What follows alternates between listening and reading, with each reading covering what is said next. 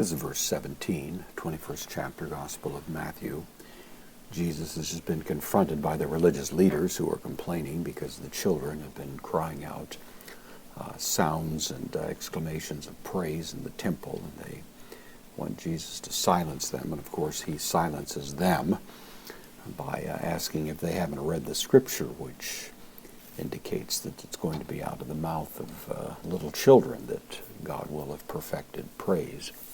Jesus doesn't wait for a response, and apparently there was no response coming anyway. So verse 17 wraps up this conversation. Kai, the connective, katalipon. This is from katalepo. Lepo means to leave. Katalepo is emphatic. So just abandoning would be more the idea. Just turned on his heels and walked away would be the force of it. This is an aorist active participle. Masculine singular nominative referring to Jesus. The aorist participle suggests having turned or having abandoned.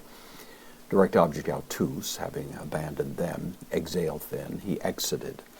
From exerkomai, I go out, third person singular, aorist active indicative. He went out, and then adding a little emphasis, exo, out. This entire picture is to give an impression of Jesus rather dramatically just walking away. So the additional use of exo here drives home that point. Walked out, tes polios, out of the city.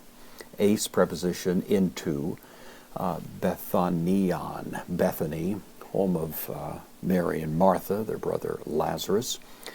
The implication is probably that he went and lodged with them. Could be, that's probably what happened, but nevertheless the word that's used here, kai, connective, eulisthe, this is from aulidzomai. It's rooted on a word that means a field, and it suggests sleeping in the open. And that could be, it could be what happened actually, but the word was used more broadly than that. And so it's not absolutely certain how Jesus spent the night. It could have been in the lodgings of Mary and Martha. I rather think that's probably what happened, but the word itself doesn't necessarily suggest that. Eke, indeclinable adverb there. So he leaves the temple, he leaves Jerusalem, he goes out to Bethany, which is a little distance away, and is going to spend the night there.